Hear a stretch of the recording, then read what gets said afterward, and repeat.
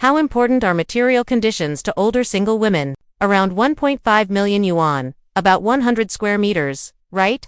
Not that expensive, right? She insists that asking for a 1.5 million yuan school district apartment is already being reasonable. The real baseline is an 880,000 yuan bride price. If a man isn't a wealthy CEO with a house and a car, how could he possibly be worthy of her breathtaking beauty? After all, financial stability is only the minimum requirement for her.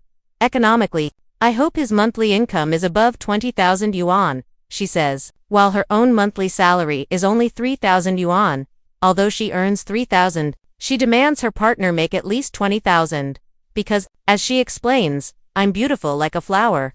Her beauty, however, requires international luxury brands to maintain. She needs expensive skincare products and uses high-end brands regularly. But her income can't support such a lavish lifestyle. Drowning in debt and helplessness, she pins all her hopes on marriage. Seeing so many little princesses marry rich and handsome men, she's naturally unwilling to settle. Only a CEO of a listed company could match her royal standards. Yet, to ease her debt and financial pressure, she says she's lowered her standards. I want a man who earns at least 20,000 a month.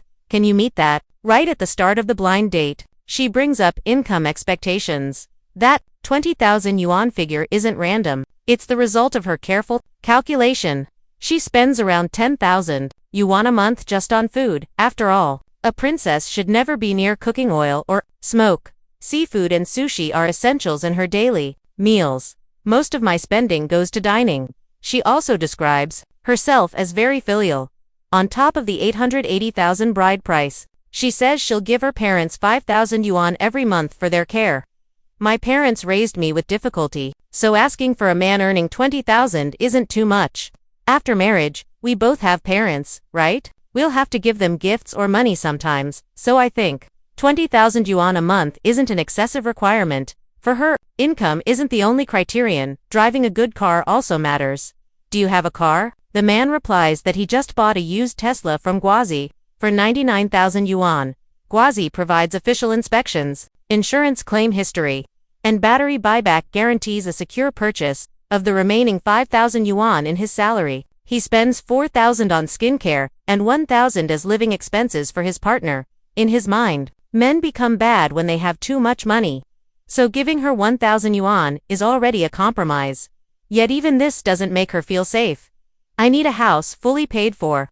In my name. Would you accept not buying one? No. Because it doesn't give me a sense of security. If we keep renting, even after marriage, that's bad for the family. She's always lived in rented apartments and even admits she's currently unemployed. Upon hearing that, she quickly promises, if you buy me a house in full, I'll start working right away. But of course, the house must also meet her standards. I plan to buy a 3-bedroom, 1 living room home. That's already the smallest size she's willing to accept. If she had already met her Prince Charming who could buy her a mansion, she would never even consider ordinary men.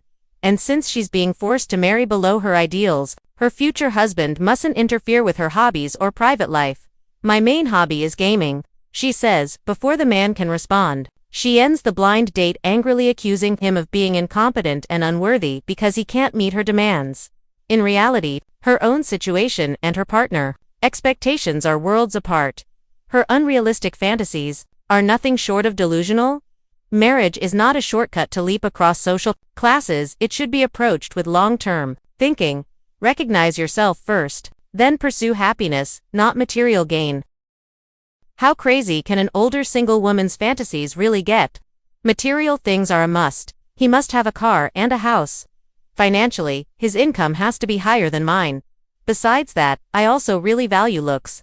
Even though I'm in my current situation, and I already have a child, I still hope the man is never married. Although the woman is already 32 years old and has a 16-year-old child, she still insists on marrying a rich, handsome CEO, someone with a house, a car, and an annual income of over $1 million, and of course, unmarried. After all, her youthful beauty is her greatest advantage. I probably look younger than my age, she says. People often think I'm in my early 20s. Maybe it's because she gave birth at 16 that she's managed to maintain a charming figure. She doesn't feel ashamed about being divorced. In fact, she's proud of it. Her future husband, while paying a 500,000 RMB bride price to marry her. Would instantly get a 16-year-old son as a bonus.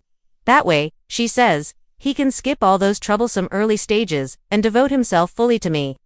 To be honest, she adds, my requirements aren't really that high. I care a lot about appearance. That's what draws me to someone at first sight, but good looks are just the minimum requirement. Real financial power is what truly matters. Nowadays, she works a service job, earning about 3,000 RMB a month, barely enough to cover living costs. Yet, after 2 failed marriages, she still insists on her principle, better to be single than settle for less. As she's gotten older and more experienced, her standards have only gone up. I think I'm more thoughtful and mature than most people, she says. I plan further ahead. So yes, I expect more. On top of the financial basics, she continues. He must be emotionally dependable, someone who understands my every glance and makes me feel safe. For example, she explains, if I give him a look, he should instantly know what I need and act on it. She recalls one admirer who bought a Tesla from Guazi Used Cars for 99,000 RMB just to impress her. Guazi provides official inspections, insurance records, and even battery guarantees for electric cars. I just like men who know what to do without me saying it, she says confidently. She believes, if a man truly cares, he doesn't need to be told. And if he doesn't care, no amount of telling will work. In her mind, the man who loves her should understand all her needs and tolerate all her moods. Beyond emotional care, she expects at least 500,000 RMB in bride price as security for her and her child, and her name must be added to the house deed. Otherwise, she says, how can I feel safe? I grew up in a family that lacked love, she confides. I've always lacked a sense of security. Her idea of love is simple. A man should make me feel safe. If my stomach hurts, don't just tell me to drink water, bring me the water yourself. When I have stomach pain, she continues, he should hand me the medicine without me asking. That's what real security feels like. For her, meticulous, patient care is the true definition of safety. And although she describes herself as a traditional woman, she hates traditional customs. She refuses to prepare any dowry for marriage.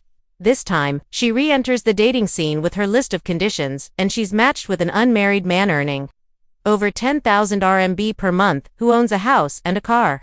She thought she'd finally found the one, but before even meeting him, she began complaining about his height. He's not that tall, she said. Not my type. How tall do you want him to be? The host asked. About 1.8 meters, she replied. I've even met guys who are 1.9 meters tall. In her mind, because she's seen a 1.9 meters tall man, she believes she deserves to marry one tall, rich and handsome. She once rode in a luxury car, and now she feels entitled to own one. Even though the man earns 20,000 RMB a month, she says he barely passes, but perhaps her material demands are really just a way to seek proof of love. If I love someone, she explains, I'll spend his money. If I don't, he won't even get the chance to spend it on me. Seeing this, the man feels helpless but captivated by her beauty. He treats her tenderly throughout the date and even confesses his feelings.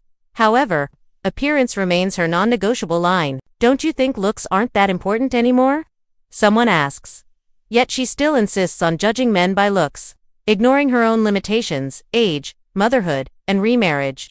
She's never developed a clear understanding of her actual position. At 1.55 meters tall, she's still chasing a 1.9 meter tall, rich, handsome man. Such an unequal mindset only pushes her further down the road of lifelong singleness.